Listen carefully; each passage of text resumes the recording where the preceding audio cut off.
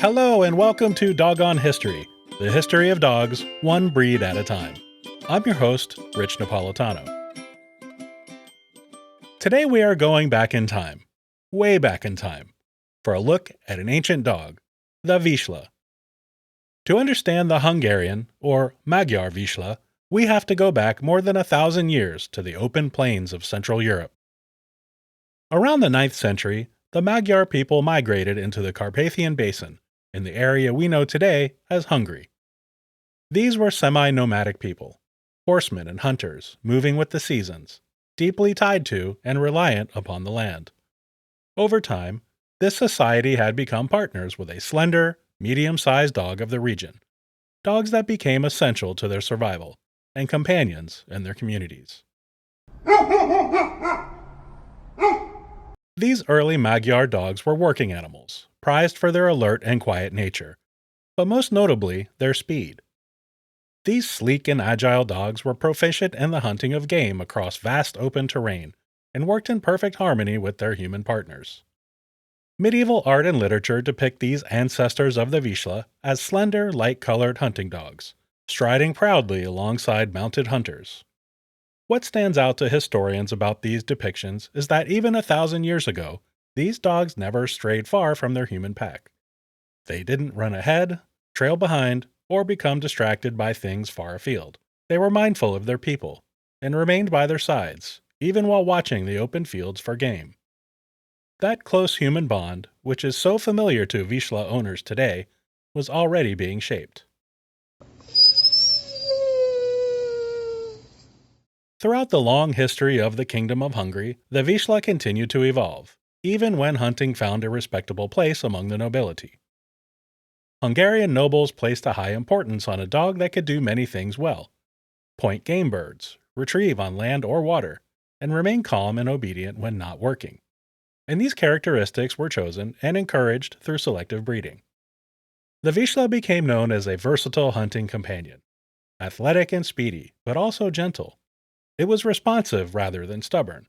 Unlike some breeds developed for independence, the Vizsla was bred to check in often and pay close attention to its master. A dog that vanished into the distance was not of much value. Hunters wanted a partner they could trust at their side, obey commands, and be docile when needed.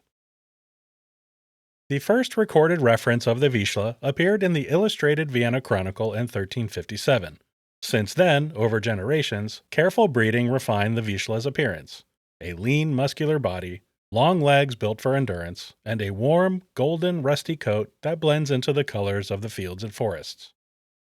By the 18th and 19th centuries, as hunting styles changed across Europe from a matter of survival to that of tradition and sport, Vizsla breeders introduced other hunting breeds, most likely pointers and setters, to encourage heightened scenting ability and stamina. These were carefully done, however, so the Vizsla would not lose its cherished characteristics of its intelligence and attentiveness to people. War has often been a scourge for dog breeds, and the Vizsla is no exception.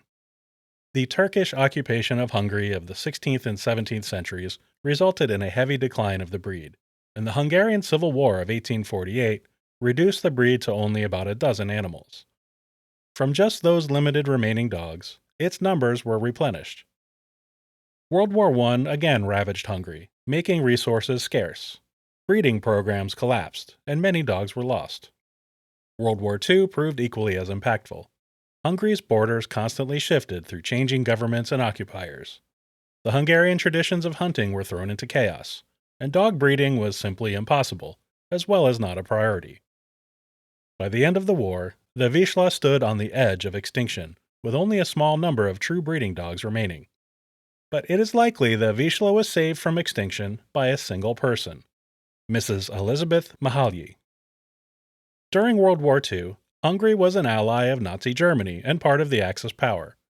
The Soviet Red Army invaded Hungary in 1944, causing many noble families to flee for their lives out of fear.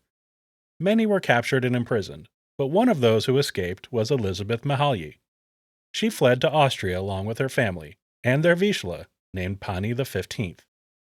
Elizabeth was introduced to the Hofbrauer family of Vienna, who were also enthusiasts of Vizslas, and Pani was bred with a dog named Betjar. This created the Pani Betyar Austrian line of the breed, and the foundation of Vizslas in Europe and North America. Every Vizsla alive today descends from the Pani Betyar line, thanks to Elizabeth Mahalyi. On October 7, 1950, two crates arrived in Kansas City, Missouri in the United States, from Rome. In one crate were two Vizsla pups, a male named Tito and a female named Shasta, and in the other crate was the pup's mother, named Sari. The dogs were imported by a local businessman named Frank J. Tallman, an avid enthusiast of Vizslas, and Emmett Scanlon, a member of the U.S. State Department. They showed the dogs at the International Dog Show in Chicago, spreading the breed's popularity. A male named Rex was also imported soon after, and additional litters were born. And Frank Tallman founded the Magyar Vizsla Club of America in 1953. Vizslas arrived in the UK starting in 1953, but were considered a rare breed until 1971. These dogs are incredibly affectionate and attentive, and are wonderful family dogs. They are outstanding with children and love to run alongside as we jog or ride bicycles. Vizslas are also very open and friendly, and interact well with other dogs and strangers. Their intelligence makes them highly trainable and obedient, and they will want to please their masters. They are eager to learn and highly sensitive to tone and emotion. This makes them wonderful companions, but also means they don't respond well to harsh training. A Vizsla left alone too long doesn't just become bored, but incredibly lonely. Their emotional need for human attention is extreme. These dogs are high energy and require consistent exercise, play, and mental stimulation. Vizslas thrive on companionship and should not be ignored or left alone for long periods of time. When those needs are met, they are calm, gentle, and deeply devoted family dogs. But without regular stimulation and attention, well, let's just say they'll find their own projects to work on. But if you like a dog that will sleep under the covers with you, the Vizsla is for you. There's a reason Vizslas have earned the nickname the Velcro dog. Now it's time for Bad Dad Jokes. Why did the Vizsla sit next to the coffee? Because it wanted to be a latte closer to you.